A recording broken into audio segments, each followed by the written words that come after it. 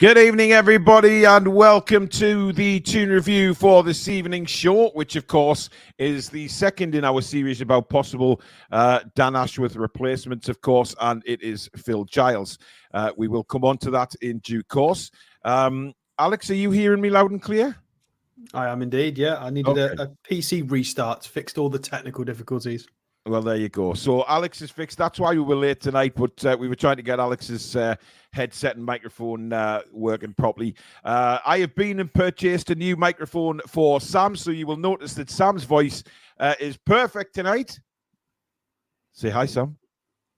I'm joking. It's good. Christ almighty, don't do that. Don't do that to me. Don't do that to me. I couldn't help it. Sorry, Paul. But thanks. The mic's awesome, and I hope it's nice and clear for everybody. It certainly is, and Billy Bob is his usual self tonight, raring to go, and obviously we'll get through a few Newcastle United stories as well. But tonight, as usual, if you do enjoy the show, give it the thumbs up, guys. We need those thumbs up. We need the likes so that we can go in the search results on YouTube, so the fellow fans like yourselves can, of course, find the channel. And, of course, if you are new to the channel and you like what you see, hit that subscribe button. It is free to do so. And, of course, the notification bell as well, which will notify you when we schedule our live shows or we upload any recorded ones. You can become a member, of course, of the Toon Review by hitting the join button just underneath the four of us. And, of course, donate to the channel if you do so wish by hitting that $sign under the live chat. And that will guarantee your comment to be read straight out on the show. Gareth Bascom has celebrated 14 months of membership today. And says lots of love to Susan and your daughter, Paul. Thank you very much, Gareth. Much appreciated. Right. First of all, before we dive into the nitty-gritty of Phil Giles, a story broke today, which I want all three's opinion on, because I think it's absolutely feckin' hilarious. Apparently, Sir Jim Ratcliffe at Manchester United, our old foes down the road, are looking to replace Ten Hag with Gareth Southgate. Alex, we'll start with you. I mean, I know you're a big fan of Gareth Southgate and you don't want him to leave the England job, I say in a very sarcastic way. But that seems astounding to me that Manchester United would be interested in somebody like Southgate. I don't want to put a downer on it because I want it to happen. Yeah, well, yeah, there is that, yes. I mean, I think Southgate is a poor tactician. We need to just pre-record me saying this so that in 6 months' time, when we have to say this again, I can just press the recorder button because I keep having to say it, but it's true. Gareth Southgate is not going to win England a trophy. He's not good enough. We've got a golden generation we've arguably got a couple of players in this squad that could win a Ballon d'Or in Foden and Bellingham. You've got Stones, who's a treble winner. You've got Kane up front. You've got Saka, who's outrageous. You've got Gordon. You've got Palmer coming through. You've got Rice, they've just spent 100 million to bring him to the base of midfield at Arsenal. We've got an incredible setup. There's no excuses. A final is the minimum, and he's managed to keep going because of just the personnel that have come through, and that's through that's not his sort of baby. It's not his creation. It was just through all of the changes at grassroots level, academy level, the restructuring that was done when people like Dan Ashworth got involved with England. It was all that restructure, and he's now getting the benefits of it. And they're dragging him through competitions. But yeah, I would love him to go to Man United because it means we get a better England manager, hopefully. Yeah. And it means that Man United have a poor, I think he's probably sort of Ole Gunnar Solskjaer. I think Ole Gunnar Solskjaer is probably a better manager, to be completely honest, than Gareth Southgate. Because Solskjaer did some okay things at Man United. He got them playing slightly above their levels. He got them motivated. They weren't awful. They didn't really have an identity, but they could string some games together with some decent personnel. Yeah. I'd like him to go to Man United just because it would ruin everything and it would improve England. So absolutely, Billy.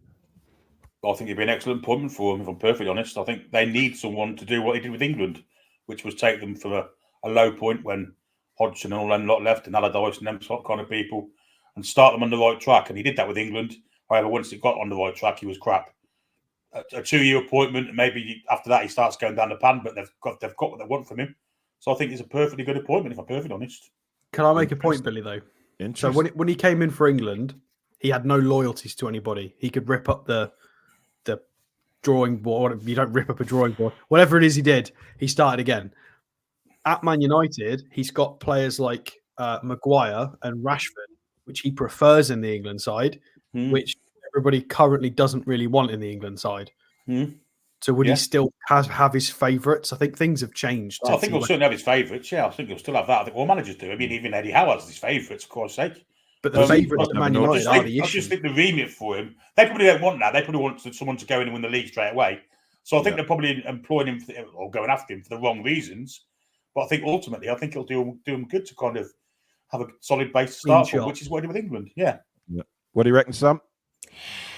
I think Billy's right. I think it depends what the brief is. I think that when we didn't see him at I can't remember which match it was, but it was a few weeks ago when we had so much strength in our side, and we had the likes of Gordon and people who we should be coming to have a look at, and he was off looking at Jordan Henderson. Like that for me just boggles my mind. And I would like for England absolutely to get someone new and fresh in, but it's like Billy said, it depends what the brief is. If it's going to like be a little injection for them and it's like just a bandage period, then I'm sure it's fine. Either way, it's Manchester, so I hope they fail miserably at it. Yeah. So I mean, whatever happens will be a hilarious thing. But however, bigger news today was, of course, Amanda Staveley's interview, and the main point of that interview, or the main subject coming out, was the way she spoke about our old manager Steve Bruce. Now, I've just seen a comment before the show started, so it's a while back now, somebody saying that Amanda has thrown Steve Bruce under the bus. I find that an astounding comment to make, because what Amanda is actually doing is telling the truth, and what we thought all along, that Steve Bruce was disappearing off to Portugal, or just not turning up. Training was very, very sporadic with Newcastle United, of course. Callum Wilson came out and said that. Callum Wilson even said he had to go to a private gym to train because he wasn't getting the team in enough. And Amanda's comments basically saying that Steve Bruce, we had a coach who didn't turn up for training. And that is astounding to me. And I think good on Amanda, because finally somebody's come out and really stuck it to the likes of Luke Edwards, who was so far up Steve Bruce's arse, he was tickling his tonsils. It's ridiculous. And finally now we've got somebody who's come out and said the real truth. Sam, we'll start with you on this one. Finally, the truth comes out, which I guess we already knew, judging by what the players had to say. Yeah, we all absolutely knew this anyway, but isn't it wonderful that someone so high profile and on such a global stage came out and said it? I absolutely love it. And I think there's probably a bit of a misconception that, right, well, she's high profile businesswoman, wants to take the world by storm. She also referenced, multi-club, so ambition absolutely huge, which is what I personally admire. But then to actually come out and say, actually, no, somebody did not do a good job, actually took the piss out of our fans, out of our club, out of the owners, no matter who that was at the time, took the piss and was sending people off on holidays and go off on holidays. So I'm really pleased. Drag his reputation through the mud. I love that. Absolutely, yeah. And Billy, it's just I mean, look, she had a lot to say. She had a lot to say on the coming transfer window in the summer. She didn't really want to dive too much into it about how much we're going to spend, if what we're going to do, which is obviously a good thing, because I think it's far too early to talk about that at the minute. But it was very good of her to come out and say that, because it's not just for the fans, but the pundits who were so far up his backside, are feeling sorry for Steve Bruce. He just wasn't committed. Well, that's who the rhetoric's for, isn't it? This is, these interviews are not for us. We already knew this. And the thing was, people weren't believing it, or the press weren't highlighting it. And now they've said this, they have to. She said this, they have to. Yeah, because it was obviously wasn't 3 times a week training isn't enough for a professional football club. Disappearing to Portugal when international breaks come, like you said, Callum Wilson driving to Bournemouth to go to a gym to get some fitness training in. highly unprofessional. You can see it in the way we play because we were knackered after 10 minutes every week. Absolutely knackered. Couldn't compete. So for her to say that to the press must change the opinion. Probably won't, but it should change the opinion of the press about Steve Bruce. It was always been a fraud. He's statistically the worst manager that's ever performed in the Premier League. Simple as that. That's fact. That's not opinion. That's fact. So it's time that this kind of rhetoric about Steve Bruce changes because, we suffered with it, and so have other clubs, lots of other clubs. Yeah, absolutely. And the thing is, I remember going down to a pre-season friendly down at Burton Albion in the takeover season, and I think it was about 2 weeks before the season was due to start because I think we had an away game at Burton and then we played. Oh, we might not have played anything actually. It might have been the week before. That was when we were playing the likes of Doncaster and Rotherham as pre-season friendlies. If you can remember, York City, wasn't it, with the minibus? Yeah, the York City one. But I went to the Burton game a week before the season started, and standing there thinking, we just look so unfit. I know it's pre-season, but when you come to a week before the season, you expect to see a bit of fitness in the side.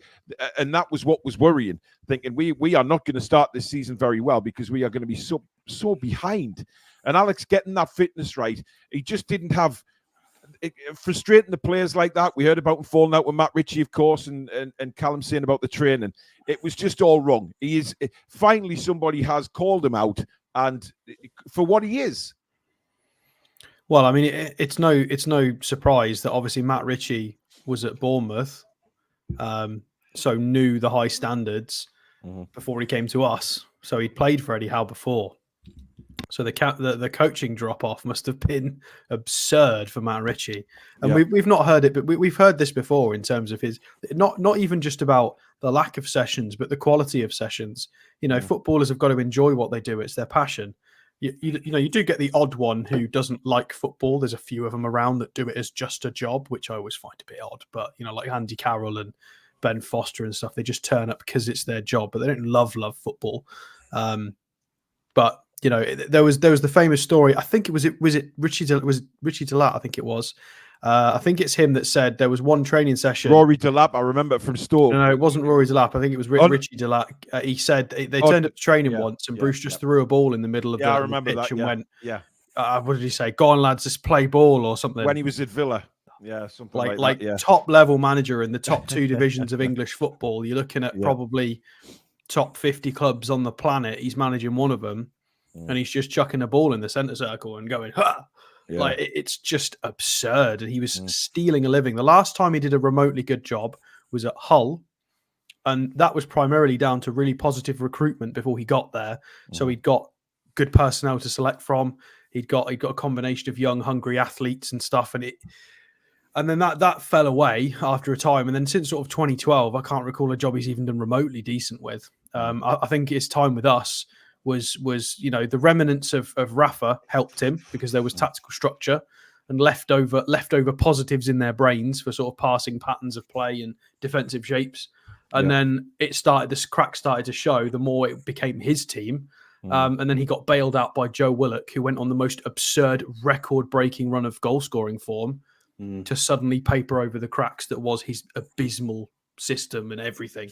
So he got a free hit and a get-out-of-jail card. Yeah. Let's not forget, for every situation.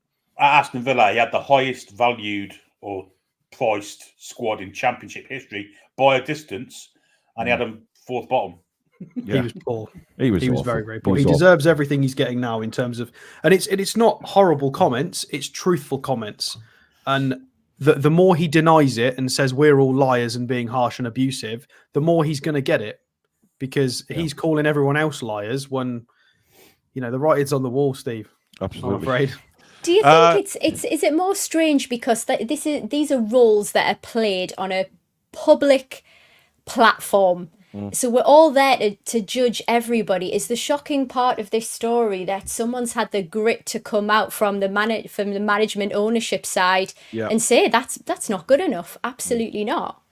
Well, I think it worked 20 years ago, wouldn't it? Because you could have just gone, oh, he say, she say, paper talk. But now in this modern era, all the players are going on podcasts and YouTube channels, and you just can't avoid it. Callum's said it openly in interviews He's had to try and be careful. I mean, that was just disgusting. That, I mean, having to go and privately train. Lawrence remembers my post-game reaction from the game down at Burton. I just say you've missed the most important thing about Hatem Ben Arfa's birthday. Well, hang on, Alex. Just let me finish, will you? Burton Albion, of course, and I heard on the radio that after the game that they were thinking about giving him a new deal. And I swear to God, I nearly deliberately ran a pedestrian over just to get my anger out. I didn't, of course, but those were the days when I did suffer from serious Steve Bruce rage. And every time I heard his name, it was like somebody boiling a kettle inside my body and my blood just boiling. Peter Longstaff did say under Bruce they weren't training properly. 100%. I mean, it's just disgusting. It really is. But I just hope he never gets a job in England again, because I think the man is a complete fraud. And we'll leave it at that. Peter says the time when he said he got death threats, I don't believe them, as there was no evidence of them. And a week before, he said he was getting fan mail. Yeah, it's just the whole... John, yes, I felt very sorry for you, John, having the same surname. I remember when Steve was in charge, and when I started to see your name, I thought you were his dad. But what about when he took his dog to a firework display? Yeah, it ran off, didn't it? It ran off. Oh, dear me. Absolutely crazy. Well, I think it was running off from Bruce rather than the fireworks, to be honest. Paul says Bruce's management perhaps is a reason why our injuries are so high now. Those things can take time to build up. I think we are still suffering from Bruce's time. No, I think that's very wide of the mark, Paul, I'm afraid, mate. Yeah, I think that's... I don't think... maybe, when Eddie Howe first came in, I remember... I don't know whether you guys remember the pictures of like John Joe Shelby literally holding onto a corner flag to stand up and stuff. I mean, it was a real shock to the system for a lot of players. But yeah, I think now they're pretty much used to doing what they do with Eddie Howe. No doubt about that. But yes, a very happy birthday, 37th birthday to Hatem Ben Arfa. Lots of clips going around on social media about Hatem and some of the goals he scored. Sam, do you remember any goals in particular that stand out from Ben Arfa's time at Newcastle? Do you know what? Not particularly. I know the sort of the legends, and I know that my dad was a huge fan. But you know what? Probably not for me. I think that was like my going out crazy days at the time. Oh well, we all have them. Billy still does them now. I mean, the goal he scored that's been mainly highlighted is that little spin in the centre circle. I can't remember who it was against, and then ran on and took everybody on and scored. But one thing about Ben Arfa, Billy, was he was frustrating at times, wasn't he? Yeah, but he's a maverick, wasn't he? And these mavericks, yeah. You know what they do. Good things far outweigh the bad things. And I always thought he should have had the team built around him. But Alan Pardew couldn't manage him, so he palmed off to Hull, where Steve Bruce was, and he couldn't manage him either. Strangely, yeah. You build your side around him and let the other players do the work while he does the magic. Simple as that. And he had magic in his both boots. Fantastic player. But favourite goal of his. I mean, everyone talks about the Bolton and Blackburn one, but I loved his debut goal at Everton. Well, that's what Tom's just saying there in the chat. What kind of player have we got here? This is unbelievable. And it was. I mean, it was the way he hit the ball. You know, it was very similar to Laurent Robert. The actual power that he got behind the shots. Do you remember much about him, Alex? Of course I do. He's one of my favourite players. Absolutely love Hatem Ben Arfa. Was Ben Arfa better than Maxi? Yes. 100%. Oh my God! Somebody clip that for a short. He's finally admitted that somebody is better than Maxi. Maxi could have gone a lot further. He was definitely had the potential to be a consistent Champions League player. But Hatem Ben Arfa, if he'd have been careful with his training and his attitude, I think he could have been even more than that. I think Ben Arfa could have played for the best teams in the world, because when he was fit and he cared and he was understanding tactically what he had to do, and then he went and expressed himself, he was unplayable. Absolutely unplayable. The fact that in the Premier League he could pick the ball up from inside your own half and just walk past 4, 5, 6 players, just didn't care. He reminded me. You said he reminded you of certain players. He reminded me of Berbatov, but a winger version, because it would look almost lazy. You wouldn't. You would visually. It was jarring to watch. It wasn't breathtaking to watch. It was jarring because you would expect him to sort of do a step over and go left, and he'd do absolutely not that at all. He'd do something completely different. Your brain couldn't follow what he was doing movement wise with the ball because it was so unorthodox. The defenders had no idea where he was going. Instead of taking a step, he'd take a half step and do something else. They couldn't follow it. He was well ahead of his time. He played for that side with Benzema and stuff at Lyon. He could have gone anywhere. Like if he'd have sorted himself out, he could have played for any team in the world. I think his attitude was wrong with PSG by all accounts, and they didn't put up with it. Ronald says, bloody hell, I didn't know Ben Arfa shared a birthday with me, along with the late Rick Mail and Jordan Pickford, for F's sake. Happy birthday, Ronald. I hope you've had a good day, buddy. Right. Let us move on now to what the whole crux of this show is about. Of course, we're looking at different people that could possibly replace Dan Ashworth, who, as we know, is sitting in his garden with his hoe. I should change that. He's not with a hoe. He's sitting with his fishing rod down at the bottom of his garden in a little pond. So that's a better way of putting it. So we are looking at replacements, and tonight's one is Phil Giles. Now, what I do know about Phil Giles is he's a Newcastle fan, which would be an interesting appointment. Just before we get the stuff up, Alex, I mean, Sam, Newcastle fan, do you think that's good to bring in a sporting director who's a fan? Absolutely. You've got more skin in the game.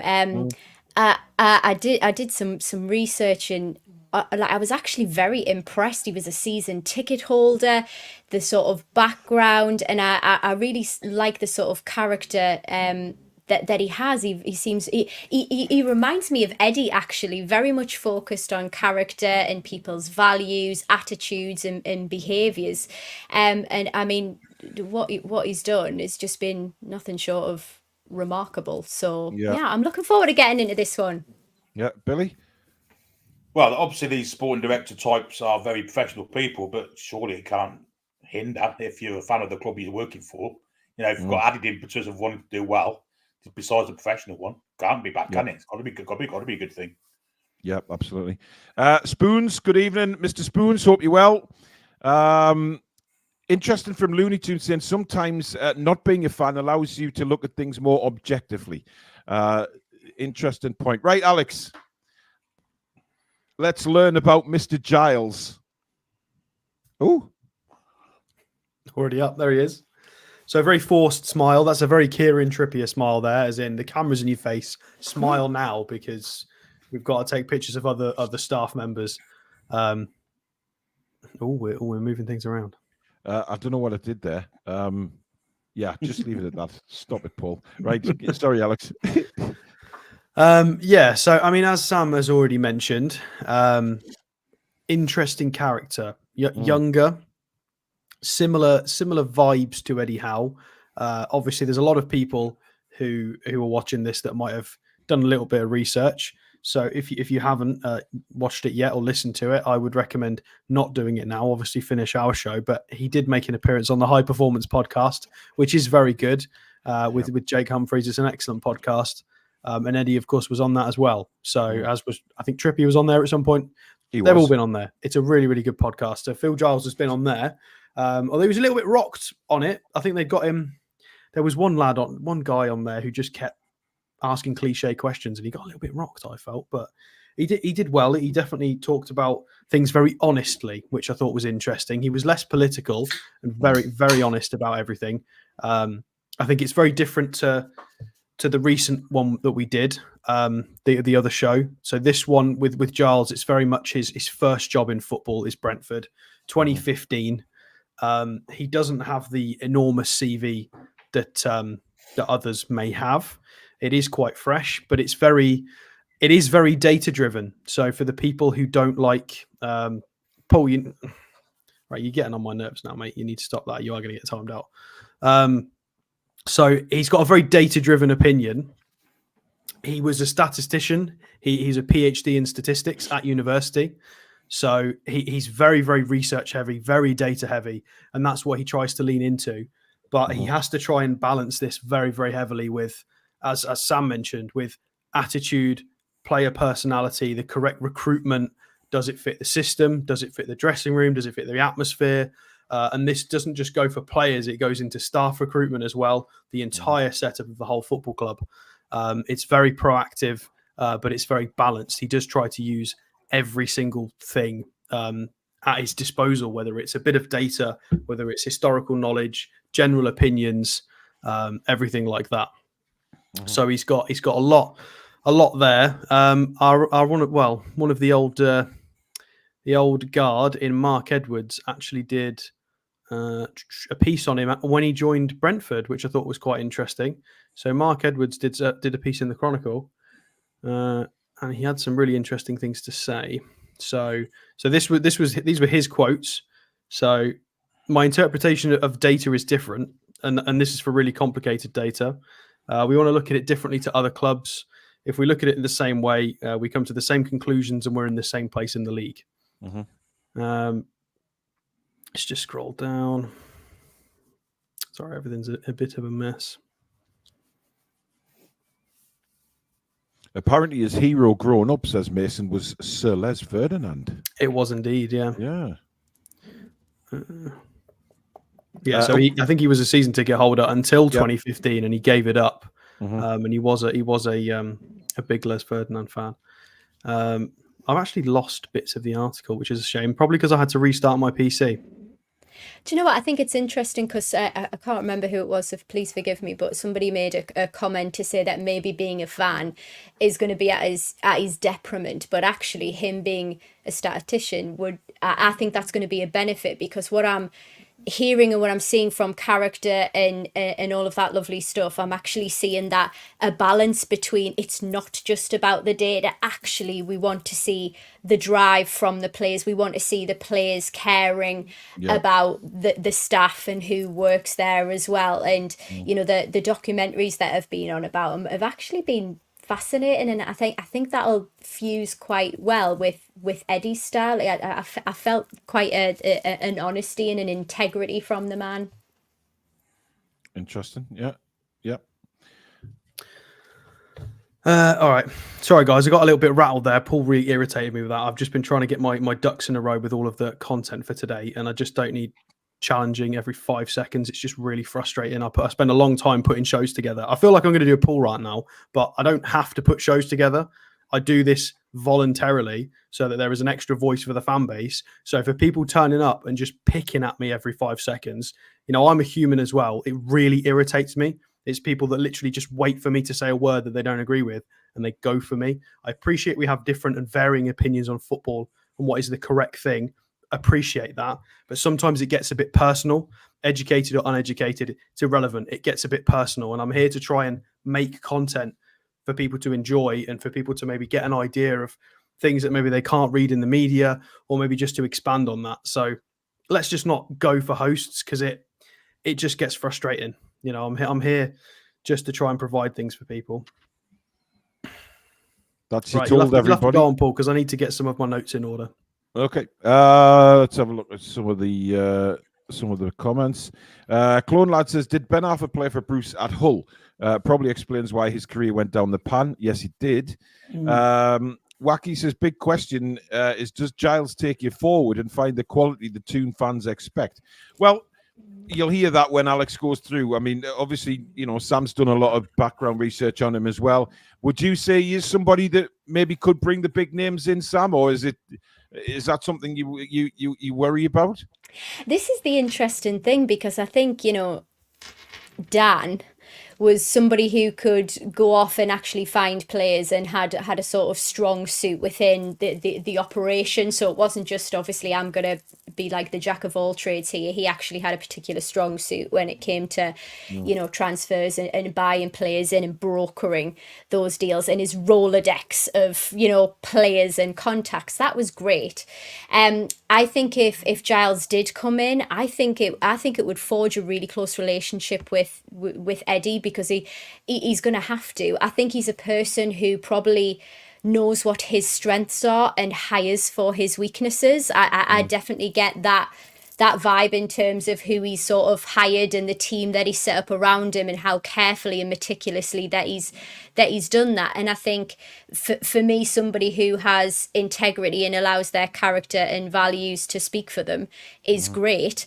But actually, this guy has the results to show for it as well. He can show that what he does and his methods actually work. I'd be interested to know how he's going to seek out players that would be right for us, because we know he's the type of person who doesn't mind selling top talent, and that scares me. Uncle Buzzcock says Giles would be a strange appointment for me. Brentford don't even have a reserve team, and we seem to be putting focus in our youth. Is that something you'd worry about, Billy? The fact that they don't have a reserve seed team? You're comparing Newcastle United to Brentford. It's like comparing an apple to a cucumber. Just two different things. They're a smaller club, smaller budget. What he's doing with Brentford is nothing short of amazing, really. Considering in 2015, what were they, a League One, League Two side? Now they're an established Premiership side. So, the record's there. It's there for all to see. He's done an amazing job at a small club. The question is, can he transfer these talents to a big club and with higher expectation? That's the question you've got to ask. Yeah, that's the main question, isn't it? Whether he can adapt to the expectations will be much greater at Newcastle United. Jens, thank you very much for your super chat. He basically says, back off Stato. He is amazing and great content. Thank you very much, Jens. Right, Alex, take it over, Alex.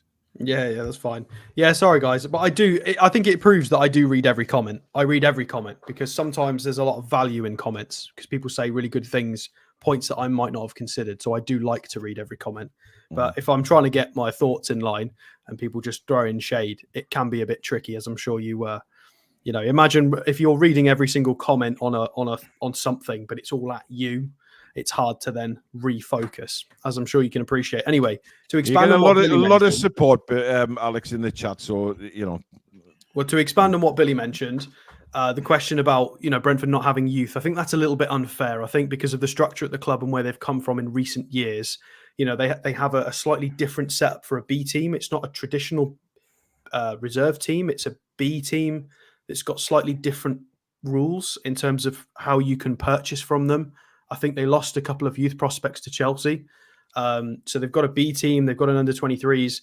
I don't think they have an official academy. But it's not through any fault of their own. It's through having to grow. So it's not that they don't want the same setup and infrastructure. It's that they've come from the middle of the football pyramid in sort of League One, well, the middle of the top end of the football pyramid. And it's a little bit tricky. It's not that they haven't tried to do that. They have tried to recruit in other areas in terms of top player recruitment, decent staff recruitments, and get decent things in place in that kind of thing. So, Ian's, but do we know what his reputation is? Well, strangely, you should say that. It wasn't particularly high when he first came in. He'd never worked in football before, so it was a bit of a tricky appointment for him. He had worked for... Wasn't he in betting, Alex? He was in betting. So he knew Matthew Benham, the owner of Brentford, through obviously his... So he was doing analysis work for betting companies, and that's obviously how they knew each other. So Matthew Benham owned Smart Odds and Matchbook. So it was very data and stats driven, and he essentially took that into football ownership as a model. He also owns Midtjylland, the sister club, and there's a lot. That's why we've got such an influence from that country. So he brought Phil Giles in. You'd also got Lee Dykes operating as I think he's now the direct. No, he's the technical director. No, he's the sporting director. But Phil Giles is the director of football. Apparently, they're different. I think one does more recruitment, one does more of other stuff. They do very similar things, I would imagine. Well, the Ruffiad Bernisian says that he started as a football trader at Spreadex. Which I think is a betting company, but yeah, it was very much analyst stuff. Carl says, Alex, this show wouldn't be half as interesting if you didn't do your thing. Thank you. I'll hang on a second. There's no I in team here. We are a team. It would be a quarter as interesting because there are 3 other pieces to the channel. There you go. Just to let people know that there is a lot of work goes on behind the scenes in this channel. Alex does a remarkable job. So does Billy. So does Sam. And the prep work that goes into putting these shows on for everybody is damn hard work at times. So I am learning this. Trust me, I am in at the deep end, people. So much appreciation for everybody and everybody behind the scenes as well. It's phenomenal. Trust me. Yeah, there's a lot goes into bringing this to you. But Alex was brought on as Stato, and that's exactly what he does. It doesn't matter whether you agree with the stats or not. Alex gives it to you because he's done his research. It's as simple as that. And for people to have a go, I don't understand why people would have a go, because you're watching for the same people that it's the same as people who have a go at Phil Giles. It's because they don't like stats. Yeah, but listen, the point is, we each have jobs to do on this channel, and Alex is absolutely top notch for what he does. And anyone that comes at him, I'm sorry, it's just jealousy. Yes, you've got an opinion, but to make it personal, it's weird. It's very strange. Nobody knows the work Alex does. He goes to work every day doing his proper job. He comes back, he researches for these shows. Sam's gone away and researched for who this Giles bloke is. I haven't. So I'm interested. Sorry? This Giles bloke. Yes. So I'm interested. Well, you know me, Alex. I'm straight to the point. I'm interested what Alex has got to say, what his research says about this guy, so I can make a judgment. And Billy as well. We all, some of the information is new to me. It's new to Billy. It's new to everybody, and we enjoy it. If you don't like it, don't let the door hit you on the way out. It's as simple as that, guys. But the majority, 98, 99% of the people in this chat are wonderful people, and who want to be here to learn about these possible candidates and learn more about the stats side of things and all that kind of stuff. So leave it out. And do you know what I think for me as well? I'm really fascinated by everybody's perspectives. I love when we've got different opinions. This is what this type of channel is amazing for. But let's all do it with respect for what everybody's doing, what everybody contributes. Sure, have an opinion, but just be respectful about it. We're all here out of love for this club. So, yeah. And you haven't seen the angry side of Sam, so don't mess with her. And you know what Alex is like. He eats raw meat for a living. So, when he loses it, and Billy just turns into the Hulk. So, my rage days have kind of disappeared, sort of. But, Paul Mann, thank you for your super chat. Alex, your knowledge and stats are lush. Keep it up. Well, there's a word I never thought I'd see here in the same sentence as stats. But there you go. Carry on, buddy. Anyway, loads of people are talking about Moneyball and data. So, and people sounds are like a Bond film, that doesn't it? Moneyball. For people quoting what he did beforehand, I've read that Chronicle article. You are copying pasting that exactly out of the Chronicle because I've read it.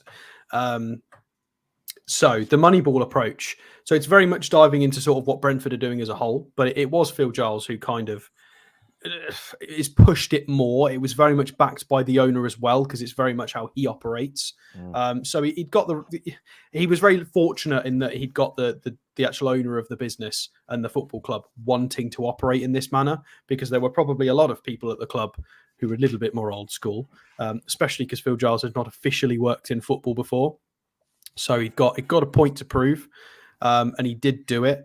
Recruitment wise, it was excellent.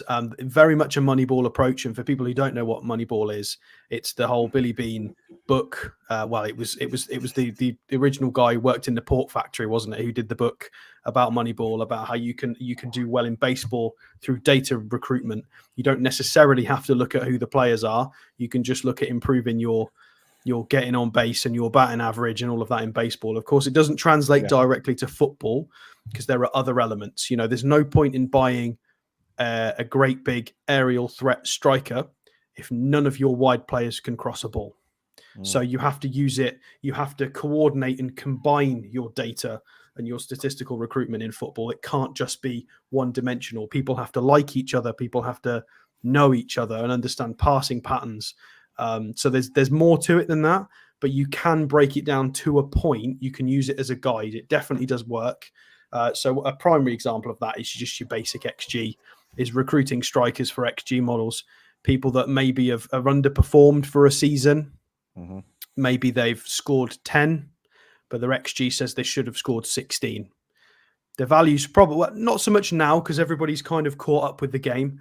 But especially 5 to 10 years ago, you could pick up cheaper bargains because there were a lot of dinosaurs in football, and they would want to recruit based on how did they do last season exactly. Oh, but he only scored 2 goals. Oh, but he only did this on paper. Prime example is Maxi. He only did this visually. I saw him lose the ball. He didn't score that goal on that specific game on that occasion. Whereas if you look at the bigger picture and you look at the data, this is what Phil Giles does specifically. He goes, right, is this player generally going to hit roughly this goal target over a long period of time? Yes. This is how he's performing. It will work. And they recruit based on data. And they'll look at things like speed, pressures, scan rates. Has gone super viral on Twitter recently, but scanning is important. We mentioned it when Tonali first joined, when he was playing football with the young Geordie kid in his back garden when he first moved to Newcastle. He was scanning when he was playing with a 5-year-old, which is quite hilarious. So when you're elite, you just scan. I think he probably scans when he opens his front door. But in terms of recruitment, so recent recruitments in the last few years just go to show that this works. So Andre Gray bought for 620,000, sold for 12 million. Ollie Watkins bought for 7.2 million, sold for 34 to Villa. Neil Maupay bought for 2, sold for 34. Not 34, sorry, bought for 2, sold for 22. Eric Esri Konsa from Charlton for 2.5, just over 2.5, sold for 13 million. They made 21 million profit on Ben Arfa. They made 13 million profit on Chris Mempham. You've still got players there that you would imagine would be a reasonable return on investment, like Ethan Pinnock. You've got Tony, Yanel Mbuemo, Visser, Aya, players like that would all be a decent return on investment. Sorry, Billy? Rico Henry. Yeah, I think this is what Sam was alluding to before. He's not, he's not. I mean, obviously, it's a club decision as well, but they're not afraid to let the bigger names go because Billy didn't they get Hickey as well? Yeah, Aaron Hickey. Hickey. So you'd imagine that there's half the squad right now. If you tried to sell them, you'd get a return on investment, if not double. That's maybe what we're seeing. And even Christian Eriksen managed to pull him from his deathbed virtually and sold him for profit. I mean, that's the thing, though, isn't it, Billy? You look at a team like Brentford, who certainly make their money by what seems to be, buying these players in, developing them, and selling them on. Which is, Brentford aren't the biggest club in the world, and that's something that they have to do as a football club to keep the books right. But they're doing it in a right way, and like Sam said before, they're not afraid to let these big players go because they have faith in someone like Giles to bring somebody else in to replace. Yeah, and the remit's slightly different, isn't it? Because you'll be buying from a higher level to ultimately win trophies instead of buying from a low level to make profit. You're doing it a level up from that. You're buying the higher level players to win trophies. So he's done it, but at a slightly lower level. So experience, yes, but not at the level he's theoretically the same as Ashworth, though, right? Ashworth played this game at Brighton, and there's a lot of arguments to be made that a lot of what Brighton were doing recruitment-wise was not Dan Ashworth's sort of plan anyway. There were a few agencies involved in that recruiting network and how they were doing that. Ashworth did a lot more. But even saying that, even if they do buy players from higher level to win trophies, the profit still comes into it when they've won trophies. Of course it does. Bald Geordie, thank you very much for signing up the membership, matey. Really appreciate your support. Sean, I'll say this till the cows come home. I can't read all the comments out. We've got 1,000 people watching, and a lot of comments come in every single live show. It is impossible. But yes, we're seeing them. Stato does try and read them all because he's got like a matrix thing in front of his eyes. So all he sees is things moving in front of him. So he reads quicker than what we can. I can't read everything out. So I apologize for that. But, that's what the chat's for. Everybody can talk among themselves. Can I tell you a concern? Yes. It's burning me. So when I've done a little bit of research and gone down the rabbit hole, I got... you shouldn't go down them. I know. I did. Tripped down it. Fell. Okay. So I got a little bit nervous because apparently he enjoys that the current owner, Matthew Benham. Is that it? Benham. Mm-hmm. Yeah, Matthew Benham. Doesn't put any pressure on him. I'm sure there's a quote somewhere that he doesn't put any pressure on him. Our ownership aren't like that. Our ownership are going to expect results. And while it's nice to have a nice little, nice bit of lead that he can do what he wants. That's not going to be the case at Newcastle United. Our owners are not the same breed, and our fans are certainly not either. So as much as I really like the look of Giles, that's something that does concern me, the pressure. That's a very interesting point. Bald Geordie says, I've rejoined for Stato. Cheers, Toon Review, for everything you do.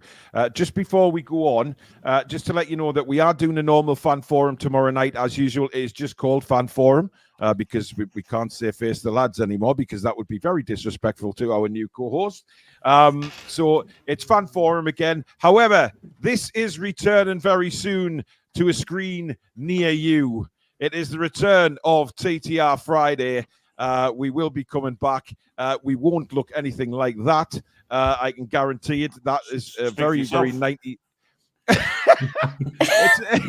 it's a very 1920s look that Susan has designed on that poster. I mean, Stato, it doesn't matter what area you're from, you never change. I mean, it's like he doesn't. He can. I mean, Sam's is very sort of like. So 1920s glam. I'm loving it. I would look like that all day. Definitely Hollywood. We need to do it from. I think there's a bar in Islington that is kitted out as the inside of like a 1920s train carriage. We need to do a show from there. Yeah. Stephen Harker makes a good point. That show, Good Night Sweetheart. Remember that one with him out Only Fools and Horses? Excellent show. Yeah, when he went back in time, didn't he? I don't know how. I didn't see a lot of it, but I remember it.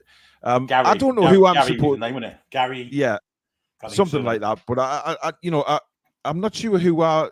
I mean, for one, I've got hair, which is very strange. I did used to have hair, but certainly not these days. As the same for Billy. But Alex, your quiff just seems to suit any era.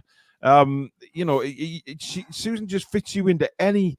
Whether it be 20s, 30s, 40s, he just never changes.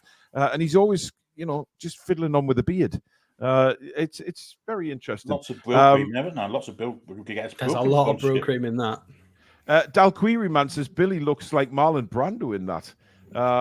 Just we don't get the butter out, eh? Oh dear. Roy says Billy looks mega sexy in that poster. Jesus. I wasn't expecting that. My eardrums are vibrating. So that will be coming back a week on Friday. That will all actually. When are you back from Rome, Sam? I am back next Sunday. Right, so it's 2 weeks tomorrow then. No. Yes, 2 weeks tomorrow. 2 weeks tomorrow will be the return of TTR Friday, but we will be still including the fan forum in it. We'll be getting you on. We'll be having quizzes and all sorts of stuff, and it'll all be football based and just a nice start to the weekend. So we're going to. I'll be late, by the way. Great quiz lined up for TTR Friday. Yeah, Billy has an awesome quiz lined up. Sorry, Alex, I know you said I'll be a little bit late because I'm going to name drop this because I'm going to see Shearer tomorrow. So yes, he is. Yeah, might be a little bit late, and I might be back with a smile on my face and a framed England shirt. So I'm super excited. Alex is fanboying out tomorrow night, well and truly. Just to let you know, that will be coming back. That'll be 2 weeks tomorrow. Sam's gallivanting in Rome next week, so she'll be back with us after a little jaunt away. Lucky bugger. Connor, thank you for your super chat. Since Amanda's interview after the World Cup final, when she made out that we would win everything, TalkSport and other outlets have massively overanalyzed it and have taken it in the wrong way, e.g. cocky. Yeah, but listen, Amanda's got dreams. Amanda's got hopes for this football club, and I can't wait to see what happens, certainly in the future. Right, carry on with your Mr. Giles, Alex. Yeah, I mean, I'm gonna do my first counter against Sam. It had to happen at some point. It had to happen. Let's get ready. With the risk aversion stuff about Phil Giles. There's an element of truth in that. In that, I think Brentford fans at the moment are fine with the ride they're on. They were a League One club not overly that long ago. They got to the Championship. They lost a playoff final. They licked their wounds. They sorted that out. They got promoted. They have a decent brand of football. They recruit well. They sell well. They play quite well as well. They've got interesting interesting tactics. They score a lot of set pieces. They're not poor to watch. And I think the Brentford fans, there's a little bit of a sense of, if you lose, it doesn't really matter as much. So that a little bit of less pressure. However, I still think there's pressure to a point. I think it's because it's worked. There haven't been any repercussions. So it's not that there's not pressure. It's that I don't think he's had the opportunity to display what he would be like if there was pressure necessarily, which is both a good and a bad thing. I think both can be true. I think it's just because it works generally. They analyze the data and they look at the recruitment and they act accordingly, and it's carried on working to this point. So I think it's probably both are unclear whether he can handle it or not handle it. I don't think we've had that situation yet. Again, it's indicative of the fact he's had this one job in football. We don't know yet. We just can't tell. But as a few people mentioned in the chat, is he just recruitment? No. Yes, but he does staff recruitment as well. So it's not just the whole player stuff and can we make money? And there's a lot more to it than that. He's been heavily involved in staff recruitment. They brought in a manager. I actually can't remember his name. They brought in a manager and it didn't work, and they got rid of him after about 9 matches. His name's just disappeared out my head. So they're happy to accept when things aren't working. And he said that decision was based on multiple things, not just on-field performances or points. It was, how are they doing in training? What are the training performances like? What is the feeling in the dressing room? Are the players enjoying training? And then is it working on the pitch? And are they getting points? He assesses all of it. It's not just. I'm sorry, but look at that comment from Norvik. I mean, if that's not an insulting comment to make, but you look like a young Mike Ashley. Thanks very much. I mean, I'm saying nothing there. Creepy. I'm said that you look like pure Hollywood, Sam. Thank you very much. Ian says, Spoons, thank you for your super chat, buddy. Is that Billy's hand on Alex's chin? Definitely not. Let's have a look. What's he seen there? Put it back up. Actually, it could be. You could actually be just sort of, hi, Alex. My name's Billy. Let's work together. Foxy's got it, by the way. It was him. It's probably why I couldn't remember it. I'm not even going to try. No, I'm not even going to try for that. Marinus Dijkhuizen. Dijkhuizen. That's like Lachenmacher and all that kind of. No idea.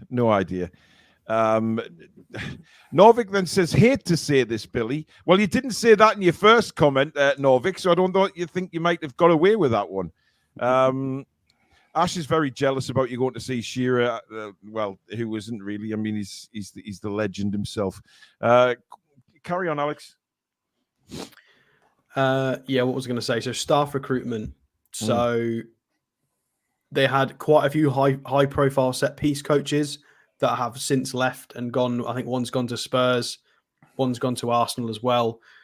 Brentford went through that crazy period where their set pieces were the best in Europe, literally the best in European football in the top 5 leagues.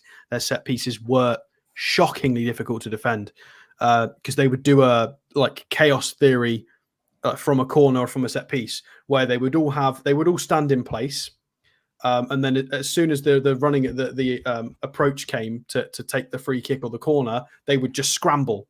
And there would be no logic to it. It was, there was obviously for the Brentford players, but it was just absolute mental. And it worked so well. It was a little bit not original, because obviously there are variations of that across the world in set pieces. Everybody does funny set pieces. You can see them across the leagues. Yeah. But it was quite refreshing at this level of football and to see it work as well, because you've got the right profiles of players to execute those plans. You've got some decent set piece takers as well. And they just couldn't stop it. So, that was refreshing. So they managed to offset the fact they couldn't challenge technically on the pitch, and their goal output, they couldn't buy a left winger, a right winger, and a striker and a backup striker that could score X amount of goals. To match that, they made up for it in other areas with things like set pieces. So that was how they're able to get points accumulation without spending through the roof. It's through good coaching and through good staff recruitment. Yeah. And so there's more. So they've got a tactical statistician called Bernardo Cuerva, who is still there. And he's quite famous because he often goes up to Thomas Frank halfway through games and shows data on a tablet, not just like tactical shapes, but actual data. And he might make a tactical tweak based on stuff, which is really, really interesting. You've also got players like, so not players, staff. So Anna West got recruited as a consultant sleep coach. So they've gone a consultant what? Sleep coach. So many teams have this, but you've got to consider where Brentford were 10 years ago, where Brentford were. So the fact that they've got all of this level of staff in this much depth is why they're doing so well, because that structure's there. They might not have the academy and the history and a load of the revenue streams, but they've built a reasonably good setup infrastructure. It ticks, it does well, it functions. It is one of those projects where if you lose too many of the clever people, it might just go. There is the danger of that. However, they've recruited well, and I think even if they lose like Phil Giles, Thomas Frank, and a few of the important staff, maybe even Tony and a few players, they might still be fine because they've got a good core of the squad. They've got a good system. They've got an identity and a philosophy that's worked quite well in terms of how the club is run top to bottom. Yeah. And I know we're probably going on too much about Brentford, but a large part of this is down to Phil Giles. He's brought this in. He's very much aligned with the way the owner thinks. It's the way he thinks. And he's a Newcastle fan. He loves us. He was a season ticket holder until 2015. And I think that the theories and the philosophies match up with what we're trying to do at the moment. We've recruited. So if you look at the profile of recruitment we've gone down, is we've matched that. In Botman, we paid 37.5 million for Botman. I think in any universe, if we sell him in the next 5 years, we make money on that.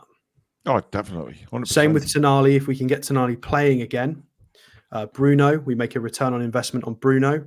We would make a return on investment on Isak. So I know people are saying, yeah, but we're not trying to buy to sell. Yeah, no, I get that. I completely agree. However, you don't want to buy 28-year-olds for a load of money that are going to age out. This is what Man United have done. This is why they're an absolute shipwreck. We've recruited well so that if we do need to sell, we at least get reasonably good return on investment and we can continue to grow as a club. Yeah, but I think we've said many times, Alex, that, if we want to be an elite team, then that is going to be a fact. We are going to sell good players for profit. But the flip side of it is, sometimes, yeah, it's important that we, when we sell these players, that we bring in, if not the same quality or better. We can't afford to bring anybody who isn't up to standard. You've got to appreciate that we've done a higher level of what Brighton and Brentford have done. Yeah. Isak was very highly sought after, but the biggest clubs weren't quite sure whether to take the jump on him. They weren't quite sure. We did it. Now he's rated a lot higher than we paid for him. Bruno, same thing. Arsenal, few other people were looking at him. Yeah, maybe weren't super committed about maybe taking that leap. Look at his value now. Same with Botman. It's the same with a lot of the recruitment. Is we went for those kind of in-between markers where they weren't, and we're not going to get them all right, by the way. We will make mistakes in recruitment. We've got to be ready for that. We will get an Isak or a Botman through the door that doesn't work. And we're going to have to be fair as a fan base because we will get something wrong. The stats aren't always correct. Sorry? Hall, yeah. Potentially. Absolutely, yeah. But I feel like that is how I think Giles translates into what we're doing and can continue to do. I think it kind of works. Yeah. James Arthur, thank you for your super chat. I wonder. Sorry, it's not James Arthur. It's James Andrew. It's my eyes. Love these video, guys. Keep up the good work. Giles seems pretty good. Jock Barr has gifted 5 Toon Review memberships. Thank you, Jock. That's incredible again. Big donator of memberships is Jock. Jazz, thank you for yours. Eddie is stubborn with his loyalty to players and player characters. Would he take Giles's advice purely based on stats, do you think? Well, I mean, yeah. Now, Local Hero makes a point saying, what's this news about Tonali's ban? Now, I did want to touch on that before we end the show. Apparently, the FA are still looking into Tonali's ban and the betting allegations against him. A couple of reports came out today saying that they'll possibly be looking at. It was an in the know, and we are not in the know. So I would just like to reiterate what is on Alex's shirt. We are not in the know, but the fact is, if the FA do make a statement on it, then everybody will know, and we'll talk about it on the show. It is pure speculation and probably pure, utter cows, udders, or cows or big bulls knackers. One of the two. It's a load of rubbish. But same Sam, you were going to say Lewis Hall's contract as well. By the way, there's lots of that going around today. Oh God, people think to know what? Yeah, absolutely. I do have one more thing to say about Phil Giles. Yep, 2 seconds. Norvik says Sam looks like Veronica Lake. Who is Veronica Lake? No, she's an actress from the 30s. Died in a plane crash. Strangely enough. Oh, she sounds nice. Yeah. Clark Gable's lover. All right. Well, I don't think she'll have a good look about her at the minute. Paul Mann says, I think Sam is dead ringer for the actress Alice Faye in The Picture. I don't know who Alice Faye is either. I'm sorry. I'm just not up to me. Anyway. As long as I don't look like the crypt keeper, then I'll take it. That's got it. Chris, thank you for your super chat. Great work, Alex. I know it's time consuming. Sam, were you going to say something there about Giles? Probably. Can't remember. No. All right. Carry on. Fair enough. Alex? Yeah, so the last thing I wanted to mention, and I think it ties in really nicely to Amanda's words today, in that they've not really looked at the summer yet. And I think that's a load of nonsense. But I'm not calling Amanda a liar, of course. Amanda's amazing. We love Amanda. However, that's obviously nonsense. And I'm just going off the back of Phil Giles' comments so at the start of this transfer window, the summer transfer window, at the start of this season, I think it was. So he's quoted, he had a little interview and he said, we started planning for last summer. We started planning for this summer when last summer had just ended. So they are, if that's Brentford are doing it, we're doing it. So is everybody. Everybody's planning for the next summer straight away. So we always talk about this on shows. If the fact that a director of football has come out and said it, 100% true. So they mentioned Lewis Potter had been a target for a year, and they had to wait the following year to try and get him. And he put, what do we need? So we're looking at what do we need over the next 2 or 3 windows, identify not just positional targets. We look at pace, athleticism, robustness, how they would fit into playing in the Premier League, set piece threat, realism. They look at all of it. They're looking at the summer window that's coming up. They'll look at 2 or 3 windows in advance. They'll look at the whole spectrum of what does the data say? What do we need in the squad? What do we need in the squad in 3 years? What's the age profile of the current squad? They look at the entire picture, short term and long term. And do you know what I love about that? I love the horizon scanning that's got to have for us, because we are going to have that ability to bring younger players through who maybe don't have the price tag and be able to develop them in rank, as long as we've got the coaching team correct in order to get them to their full potential. I love the long range sight that we seem to have. It's great. And plus, there'll be different lists where we finish as well. Of course there will be. Yeah.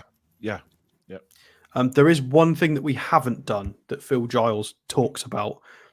And obviously they've actioned at Brentford, and that's bringing in some older players. We did that initially with like Dan Burn and stuff, but it's been a long time since we've recruited a more experienced head. And obviously that comes with negatives, with sort of a drop off in athleticism and acceleration and stuff like that as you age. But I do feel like we've never tapped into the free transfer market under this new ownership, which I feel like is a missed opportunity. And maybe that's nonsense coming out of my mouth. I'm sure they've looked at it and just nothing's been the right fit, which is fine. I would probably imagine that's the case. Yeah. However, it would be nice if we could go and get a cheeky little, 3 mil buy off of Inter, or these exist. There are players that maybe want a new adventure, want to move countries, maybe have 1 year left on their deal, or have an expiring contract that might fit the philosophy. There might be a cool, experienced head that might help push us. And it might be those sorts of signings that will help us in a season like this season, where we've been so injury hit and it's been such a struggle. We could have, having Miley and then Sean having a wobble with his ankle. Miley's very young. We could have probably done if we could have brought in somebody with a bit of experience, might have helped that, even if it was short term.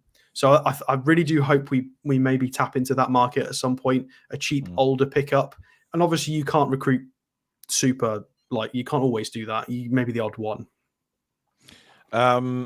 Yeah, I mean, look, there's a couple of comments saying that, you know, they're swayed on Giles now after listening to us tonight. However, you know, we've done 2 potentials and, you know, it's very interesting between the 2. Billy, you know, to round off the show now, what are your thoughts? Do you think he's a potential candidate, or would the, you know, what's the guy we did last week? I can't remember his name. Paul Mitchell, yeah.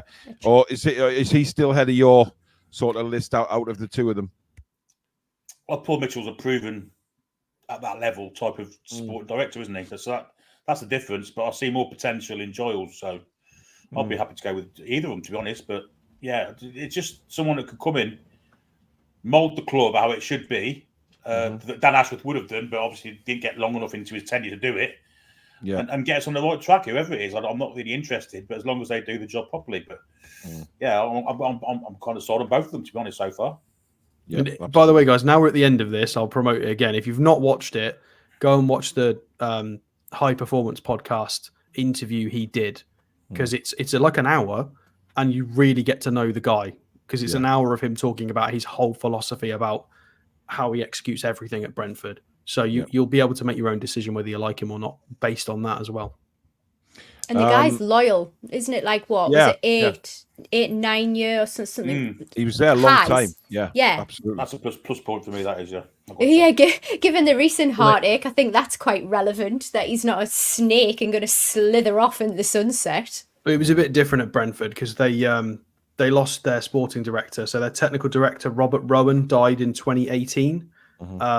So they had a bit of a drama, unfortunately, at the club that was very sad. So they did have to sort of band together to a point. So that was kind of halfway through his tenure there. So yeah. Mick J says, no offense, Sam, but you are one of the lads. Well, I'll take that as a compliment. Taken, absolutely. Katie says, talking to Lloyd's Kelly's representatives, apparently, going back to Sam's comment, it would be great to get a few frees to help the squad, especially if Hall doesn't happen. So where do you stand on Giles and Sam? Is it a yes or no from you? It's an absolutely. I am very much personal opinion, maybe unpopular. I like to judge people on their character, integrity, and I've seen a couple of videos of him. I like how he talks. I like how he has admiration for not only the players, but he puts a huge emphasis on the team around him and doing a good job there. I like how he has a logical, data-driven mind, but at the same time seems very attuned to his intuition and people. And I see that in Eddie. I think it would be a really good fit, actually. I agree. I think he's certainly up there. But listen, they're going to have to make a difficult decision. Obviously, they're going to have to interview a few people, and I guess it's who comes across best in interviews. But they will be looking at what they've done previously and things like that. There is one thing to say, Paul, as well. Is apologies to any Brentford fans watching. We don't want to be like Man United fans. We know he's part of Brentford. Absolutely, yeah. We're not just obviously no interviews and stuff. We would do it the proper way. I think Brentford fans will understand that. You know, obviously he's been there a long time. He's done wonders for them. He's done a fantastic job. So his name will be out there because of the job he's done, and I think Brentford fans would understand that. I just don't want us to go in with that sort of fan entitled mentality that Man United have done. You know, we're not entitled to anything. So there are other college sporting directors available as well. There's one coming out of contracts end of the season that's leaving his club. Mitchell, of course, isn't working for anybody at the moment, so we don't necessarily have to go down this coaching. Interesting. Do we? Yeah. Ian A says the big question, though, does he like coming to work? I would assume he does. Yes, I would assume that. But there you go, guys. That is the second name that we have touched upon, possibly replacing Dan Ashworth as Director of Football at Newcastle United. We hope you've enjoyed the show. We're back tomorrow at 7 o'clock, of course, with the fan forum. I'll be on at 11 again with the press conference reaction. Let's see what Eddie's got to say tomorrow morning ahead of the Chelsea game on Monday night. Of course, me, Alex and Billy will be back on Sunday night with the match preview. Obviously, Sam will be gallivanting in Jesus Italia. Sorry? Jump up your skin then. Yeah, well, I deal with this all the time, Billy. Yeah, You're going to have to. Exactly. So it'll be the three of us back on Sunday night for the preview as well. Monday night, of course, match day live. Live commentary of the game with me and Billy. Tuesday, the review. And then we move on into a new week building up to the Man City game, which should be an absolute cracker. Just to let you know as well, that when Sam is back, we are going to start doing a weekly women's football show as well. So we will be covering the Newcastle United women up until the end of the season and then moving into next season as well. So that'll be a regular with me and Sam on the channel moving forward. So that should be a great show as well. So lots to look forward to in the coming days and weeks on the Toon Review. Thank you again for all your support. 1,000 watching tonight, which is crazy for a Thursday night. Thank you so much. But it just goes to show that you guys are really interested in what we're doing here and potential incomings to Newcastle United, whether it be backroom staff or, of course, first team. Thank you for your super chats and new memberships. Thank you, mods. Thank you to Alex, Billy, and Sam. Main thanks to you guys for watching as well. So thank you very much for tuning in. Enjoy the rest of your Sunday evening, folks, and we will see you tomorrow. Sunday evening? I've got the days wrong again. I did it the other day. Enjoy the rest of your Thursday evening, but do enjoy Sunday evening as well, because we'll be with you for the match preview. But sod it, I'm going for me fish and chips. I love yous all. We'll see you tomorrow. Good night. We're the lads and lasses. Come back and check out some green.